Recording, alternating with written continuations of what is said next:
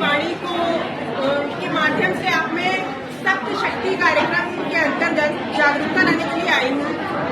देखिए, आपको अपनी शक्तियों का पता तो है।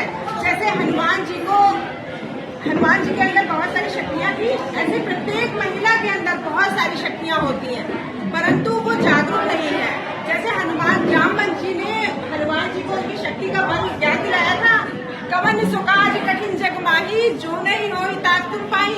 वैसे ही प्रत्येक महिला में शक्ति विद्यमान है। अभी मैडम ने बताया, जो हमारी 7 शक्तियां हैं, कृति, कीर्ति, मेधा, स्मृति, ये सभी में विद्यमान है, लेकिन हमको इनको जागरूक करना है। किस माध्यम से हम इनको जागरूक करेंगे, मैं आपको बताती हूँ। देखिए, अभी आपके बच्चे जो है, मैं इधर उधर या किताबी भाषा का प्रयोग नहीं करूंगी, मैं आपसे डायरेक्ट इंट्रोड्यूस होंगी कि आपके जो यहाँ पे माताएं इतनी सदी में उपस्थित हुई हैं, उनके सभी बच्चे विद्या मंदिर में पढ़ रहे होंगे, चाहे वो पुत्र हो या पुत्री हो। आप लोग अगर यहाँ पे आई हो तो इसका कारण है कि आप जागरूक हैं, आप समझदार हैं, आप अपने बच्चों के प्रति समर्पित हैं, तभी तो आप इस कड़ाके की ठंड में यहाँ पे आई हुई हैं।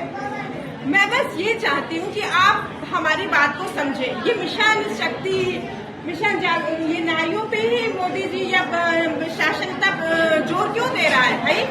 क्योंकि एक सफल पुरुष के पीछे एक महिला का हाथ होता है, चाहे वो महिला माँ हो, बहन हो या बेटी हो। कोई भी पुरुष अगर सफल है तो उसके पीछे कोई ना कोई महिला है। तो हम चाहते हैं कि आपके जो बच्चे यहाँ से पढ़ के निकले, वो भावी देश के निर्माण के लिए बहुत ही सशक्त नागरिक बने।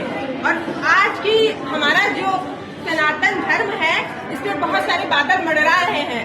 उन काली घटाओं को दूर करने के लिए आपको अपने बच्चों को, न सिर्फ पुरुषों को, न सिर्फ बालकों को, अभी तो बालिकाओं को भी बहुत जागरूक करना है। अब हम उसको कैसे जागरूक करेंगे? तो इसके लिए ये बहुत ही विचारणीय तथ्य है। देखिए, हमारी बात को बहुत आप गंभीरता से लीजिए। हो सकता है कि हमारी वाणी के माध्यम से आप में या आपके बच्चे में कुछ परिवर्तन आए। देखिए, अब आप सोचते हैं भाई हम कैसे, हमारा तो पूरा समय खाना बनाने में निकल जाता है, हम कैसे बच्चों को जागरूक करेंगे? और हम भेज तो रहे हैं स्कूल का के लिए है, ये दीदी लोग या आचार्य जी क्यों, किस लिए है? देखिए, यहाँ पे बच्चे आपके कुछ घंटे रहते हैं, 7 या 8 घंटे रहते हैं। उसके बाद वो वही चीजें अनुसरण करेंगे जो उनके परिवार में होती है, जो उनके घर के आसपास होती है। इसलिए आपको बहुत ही ज्यादा इस समय, क्योंकि आपके बच्चे किशोरावस्था में पहुंच गए हैं, चाहे वो पुत्र हो या पुत्रियां हो, उनमें बहुत सारे परिवर्तन हो रहे हैं। अरे बेटा शांत रहिए, थोड़ा पीछे, बालिकाएं शांत रहे, आप भी हमारी बात को सुनिए। हो सकता है हमारी बात आपके लिए बहुत फायदेमंद हो। देखिए, हर बच्चे में बहुत सारे परिवर्तन हो रहे हैं इस समय। जो आपके बच्चे पढ़ रहे हैं, चाहे वो आपका बेटा हो या बेटी हो, बेटियों में भी बहुत सारी फिजिकल चेंजेस आ रही हैं, लड़कों में भी आ रही हैं। तो उन बातों को उनसे खुल के बताएं, उनके विषय में चर्चा करें, ताकि वो डरे नहीं। ये समाज में क्या हो रहा है, क्या कोई भी घटना होती है तो उसके विषय में आप चर्चा कीजिए। कोई राजनीतिक घटना होती है या किसी लड़की के साथ कुछ गलत हो गया, तो उस विषय में आप अपने बच्चों से चर्चा कीजिए कि बेटा देखो ऐसा ऐसा हो गया, इसमें किसकी गलती है। तो आपका जो पुत्र होगा वो समझेगा कि नहीं मम्मी, इसको ऐसे नहीं, ऐसे होना चाहिए। या आपकी जो बेटी है उसे बताइए कि देखिए वो आप कैसे दोस्त बनाए, कैसे वेशभूषा पहने, किस समय।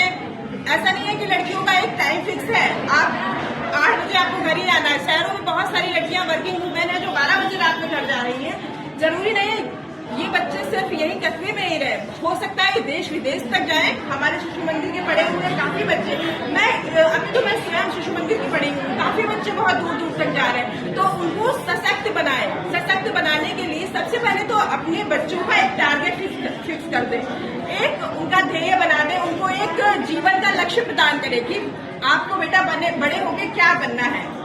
और उस लक्ष्य को आप अपने घर की दीवार पे टांग दें कि हमारे बच्चे को ये बनना है।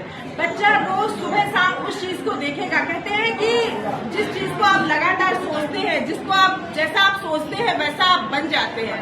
तो अगर आप किसी चीज को बराबर आपका बच्चा देख रहा है, बराबर देख रहा है, तो वो धीरे धीरे धीरे धीरे उस चीज के नजदीक पहुंचने लगेगा। आपको मैं 2 प्रयोग बताती हूँ, आप उसको जाके अपने घर में करिए। आप 2 पेड़ लगाइए। एक पेड़ को डेली कहिए कि आप बड़े होके बहुत अच्छा फल देंगे, बहुत अच्छे फूल देंगे, और दूसरे पेड़ पे से कहें कि नहीं ये नहीं चल पाएगा, ये नहीं चल पाएगा, तो वस्तुतः आप उसको देखेंगे 1 साल के अंदर जिसपे आप कह रही हैं आप बहुत अच्छे बनेंगे, तो वो पेड़ बहुत अच्छा चल जाता है। तो इसलिए अपने बच्चों से हमेशा सकारात्मक बातें करें, सकारात्मक उनसे उनके विषय, उनके समाज के विषय में उनसे चर्चा करें, बहुत अच्छी अच्छी बातें बताएं, हमारे जो पुराने महापुरुष हैं उनके विषय में बताएं, उनको उनकी जीवनियों के विषय में बताएं।